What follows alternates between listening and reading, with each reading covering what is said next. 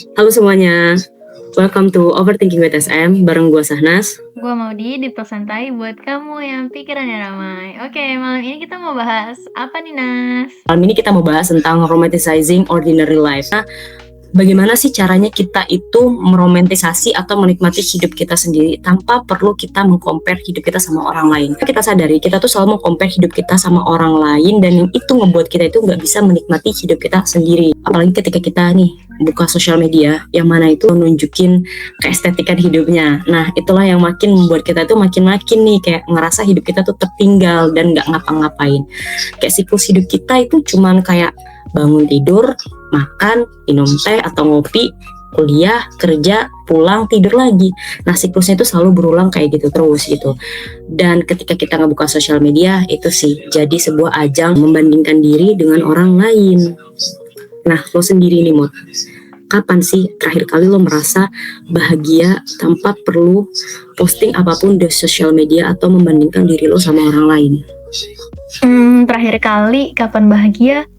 Alhamdulillah gue bahagia terus ya. Maksudnya kayak nggak terus terpaku membandingkan diri sama orang-orang di sosmed. Karena gue pun juga sadar gitu, orang-orang di sosmed itu hanya membagikan hal estetik aja gitu kan.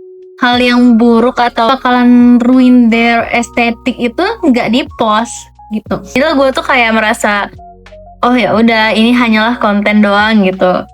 Dan gue cukup bahagia sama hidup yang gue jalan, bukan cukup ya, memang bahagia gitu. Alhamdulillah bahagia sama apa yang gue punya sekarang. Karena kita tuh harus melihat apa ya, hal-hal sederhana yang menurut kita tuh kadang sepele, tapi itu tuh sebuah privilege gitu, kayak kesehatan. Terus juga lo bisa menghirup udara dengan lega, pernapasan lo lega, terus bisa melihat semua warna. Itu sebuah privilege loh yang kadang kita tuh lupa gitu kan. Dan apa ya, menurut gue kadar bahagia orang itu nggak perlu lihat ke orang lain.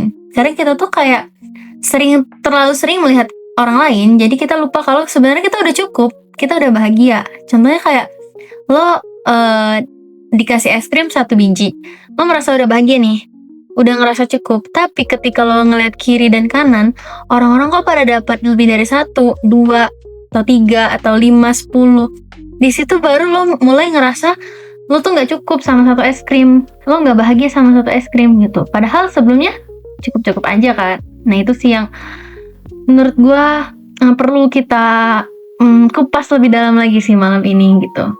Kalau lo gimana? Yes, kalau gue pribadi sih sebenarnya gue nggak tahu ya apakah gue merasa hidup gue bahagia atau enggak. Sebenarnya gue nggak tahu, soalnya gue ngerasa kayak ya udah hidup gue gini-gini aja, dan gue menerima seutuhnya apa yang melekat sama diri gue, termasuk hidup yang gue jalani gitu loh. Karena gue ya sudah mensyukuri aja. Karena balik lagi yang kayak gue bilang sebelumnya, pada akhirnya sebenarnya hidup itu tentang penerimaan aja gitu loh. Kayak ketika lo bisa menerima diri lo, ya udah, mau hidup lo hari ini baik, buruk, mau sehancur apapun hidup lo, ketika lo menerima itu dengan berlapang dada, ya hidup lo akan merasa bahagia-bahagia aja atau merasa cukup aja gitu loh. Karena ketika lo melihat hidup orang lain atau mau compare diri lo sama orang lain, itu artinya sebenarnya lo nggak menerima diri lo seutuhnya. Karena ketika penerimaan itu, lo sudah tidak perlu lagi adanya faktor-faktor eksternal yang mempengaruhi kebahagiaan lo lagi. Atau ketika lo melihat orang lain, hidup orang lain, lo ngerasa kayak, oh ya udah, itu hidupnya mereka, itu bukan hidupnya gue. Karena balik lagi ya, setiap orang itu akan menjalani hidup yang berbeda-beda dengan kondisi yang berbeda-beda. Bener sih, karena ya lagi dan lagi ya, pace orang tuh beda-beda, jadwal orang mencapai hal itu juga beda-beda kan. Kita tuh nggak bisa memaksakan timingnya kita sama pace-nya kita tuh sama orang lain, karena itu bakalan toksik ke diri kita sendiri juga kan.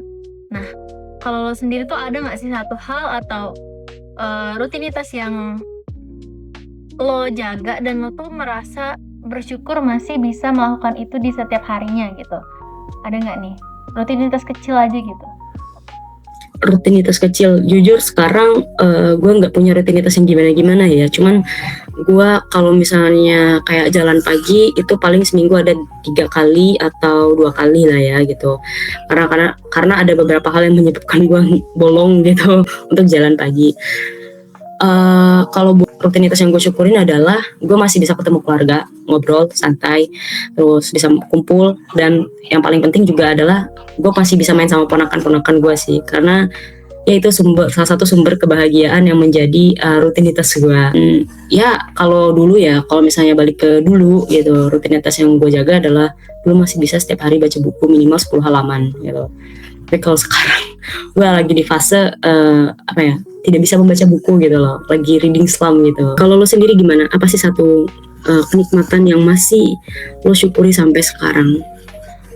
Kalau gue sih disclaimer ini bukan merasa lebih baik atau gimana, tapi adalah tapi menurut gue rutinitas yang masih gue jaga dan gue bersyukur dengan hal itu adalah rutinitas ibadah, dimana kayak lo tuh kalau misalnya lo nggak ngelakuin rutinitas itu ada kegelisahan atau ada kegundahan dalam hati lo gitu, dan menurut gue itu sebuah kenikmatan yang masih diberikan ketika lo gelisah dan gundah ketika nggak beribadat. Walaupun ya gue sendiri tuh juga masih belum sebaik itulah, seperfect itu ibadahnya, masih belum mencapai khusyuk atau masih sering nunda-nunda gitu sholatnya. Tapi ya itu, seenggaknya masih dikasih nikmat takut gitu jika meninggalkan itu, dan hal itu sih yang gue syukuri setiap harinya. Dan juga dulu tuh gue sering mikir gini waktu perjalanan dari rumah ke kampus, yang mana itu cukup lama ya, kayak sejam dan melewati hutan-hutan gitu. Gue kayak ngelihat pohon-pohon, ngelihat langit, ngelihat jalan, itu tuh merasa nikmat banget gitu, kerasa banget syukurnya gitu. Nggak tahu kenapa, nggak merasa lebih baik juga atau merasa pick me, nggak. Tapi ya alhamdulillah tuh masih dikasih pikiran untuk menikmati hal yang udah dikasih, itu privilege sehat, privilege bisa melihat warna yang banyak, semuanya bisa gue lihat, alhamdulillah gitu. Menghirup udara segar dengan lega gitu, itu tuh sangat bersyukur banget sih saat itu. Kayak sambil melihat alam, sambil berpikir dan mensyukurinya juga gitu sih. Itu sih salah satu hal kecil atau rutinitas kecil yang gue syukurin gitu. Nah, karena lo tadi sempat mention tentang sholat, gue juga baru kepikiran ya saat ini gitu. Satu hal yang gue syukuri ternyata itu adalah juga nikmat bisa beribadah dalam keadaan bersih gitu. Karena dulu gue mikirnya bahwa itu oh ya udah gitu loh, cuma sholat dalam keadaan bersih, sampai ada satu momen kakak gue kasih tahu bahwa nikmat sholat ketika lo dalam keadaan bersih, baju lo bersih, tubuh lo bersih, nggak bercampur keringat dan lain-lain, bau segala macam, itu sebuah kenikmatan juga loh gitu. Oh iya ya, gue baru tersadar bahwa itu aja hal yang sekecil itu aja tuh udah berupa nikmat loh gitu loh. Kayak berupa yang mana setiap hari pada saat ini gue belum ada aktivitas apa-apa gitu, kerja dan lain sebagainya, yang mana gue masih bisa sholat setiap hari dalam keadaan bersih, dengan baju yang bersih. Ketika gue merasa kotor, maksudnya berkeringat atau segala macamnya, gue masih bisa mandi gitu. Coba bayangin kalau misalnya gue tinggal di hutan jauh dari air gitu ya, gimana caranya gue mau sholat dalam keadaan bersih versinya gue gitu, yang pengen bajunya nggak bau keringat, badannya bersih, nggak ada kotoran yang nempel sama sekali gitu, tempat ibadahnya juga bersih, rapi, wangi. Nah itu juga merupakan suatu kenikmatan dan ya rutinitas yang gue syukuri gitu loh, bahwa masih bisa sholat dalam keadaan bersih. Gimana sih caranya buat kita tuh membalancekan ambis tadi, kayak kejar mimpi kita tadi, sama kita tuh tetap bersyukur gitu dengan apa yang kita punya sekarang? Gimana caranya biar bisa seimbang kedua hal tersebut menurut lo? Cara gue untuk gimana balance antara ambisi dengan cara menikmati hidup, yaitu adalah dengan menerima kenyataan dan mengenal diri sendiri dulu gitu loh. Jadi dengan gue mengenal diri sendiri, gue bisa tahu bahwa apa yang bisa gue lakukan dan apa yang tidak bisa gue lakukan. Dengan begitu ketika gue mengejar ambisi gue nantinya, itu gue bisa menikmati momen berjuangnya, itu gue bisa menikmati. Yang namanya ambisi kan pasti penuh perjuangan ya. Nah itu tuh gue ketika berjuang itu gue gak merasakan sefrustasi itu gitu loh, karena gue sudah tahu bahwa apa yang gue mau itu sudah sesuai dengan kapasitas diri gue. Dengan begitu hidup kita akan menjadi lebih nyaman gitu. Kalau lo sendiri gimana? Kalau gue sih sebenarnya pertanyaan ini tidak relate ya sama gue, karena gue tuh bukan orang yang ambis gitu. gue pernah ada di titik ambis banget mengejar sesuatu, kayak udah usaha, udah doa juga, cuman ada satu titik di mana kadang manusia lupa ya, adalah titik penentuan. Apakah lo pantas mendapatkan hal yang lo kejar-kejar itu atau enggak? Karena kita sebagai manusia tuh hanya bisa berusaha. Nah, sering banget kan dengar kalimat itu. Kita sebagai manusia hanya bisa berusaha. Dan itu benar adanya. Dulu waktu gue kelas 11 ya, gue tuh pengen banget jadi pembawa baki di suatu acara gitu, suatu event. Nah, gue udah doa dari 1 tahun sebelumnya. Gue juga udah punya cita-cita itu jauh dari ketika gue kelas 11 itu, sejak SMP kali ya.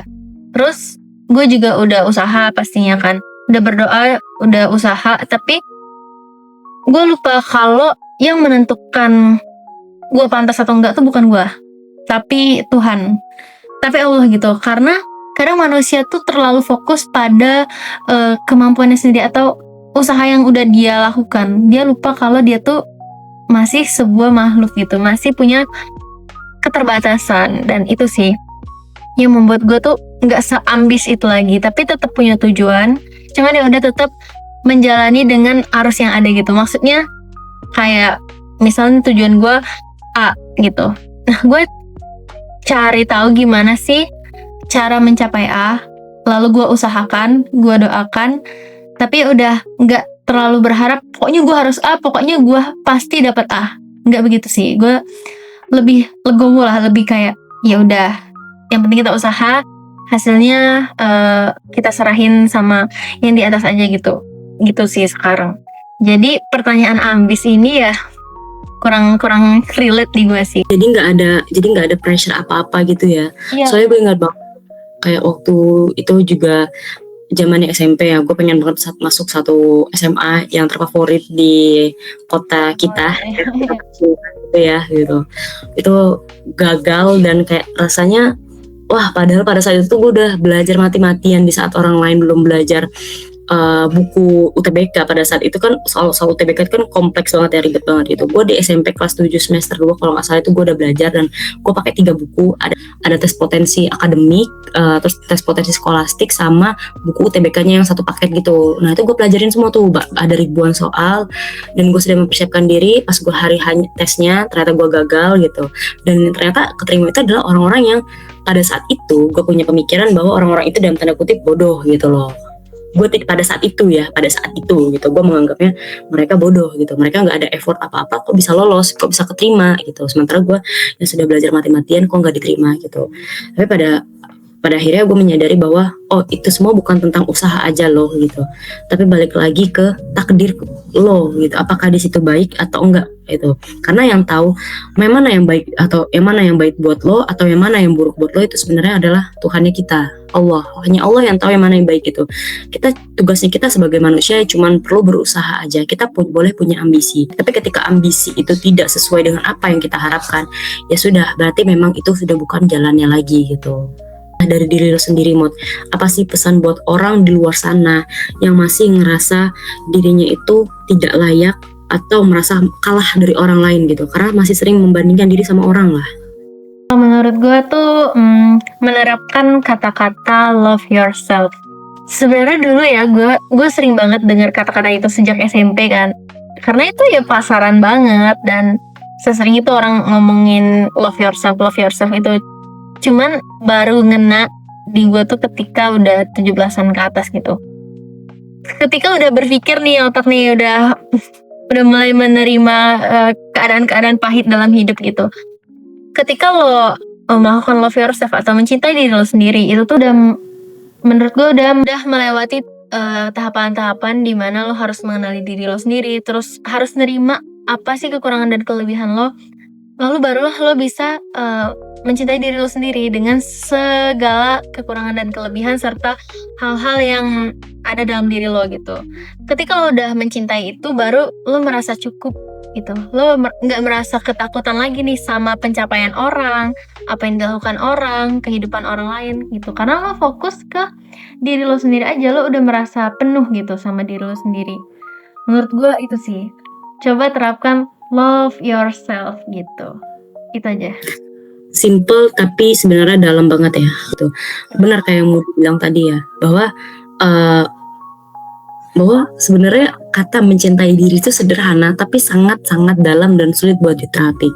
Tapi ketika lo masih dalam proses untuk mencintai diri sendiri, itu nggak apa-apa banget. Setidaknya lo sudah melakukan satu langkah besar, karena nggak banyak semua orang yang mau berani menuju ke sana gitu.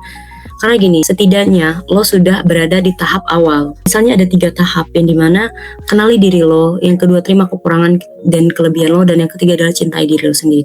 At least kalau lo gerak, lo udah ada di tahap pertama, dan tinggal nunggu waktu aja untuk buat lo nyampe ke tahap kedua atau tahap ketiganya. Yang penting adalah gerak aja dulu, setidaknya lo sudah ada di stage awal gitu. Dan tambahan dari gue juga buat kalian di luar sana yang masih membandingkan diri sama orang lain adalah berpijaklah pada realita yang ada. Dengan lo menerima realita atau kenyataan yang ada di hidup lo, itu bisa membuat lo menjadi semakin berkembang. Jangan terus menyalahkan keadaan, tapi itulah keadaan yang sebenarnya, itu lo terima dan lo jalani gitu. Dengan begitu lo bisa menjalani hari-hari lo dengan damai. Nah, benar banget. Bagus banget sih itu. Oke, obrolan kita tentang romanticizing ordinary lives cukup sampai di sini. Overthinkingnya udahan dulu ya. Sampai ketemu di pusing selanjutnya. Bye-bye. Bye.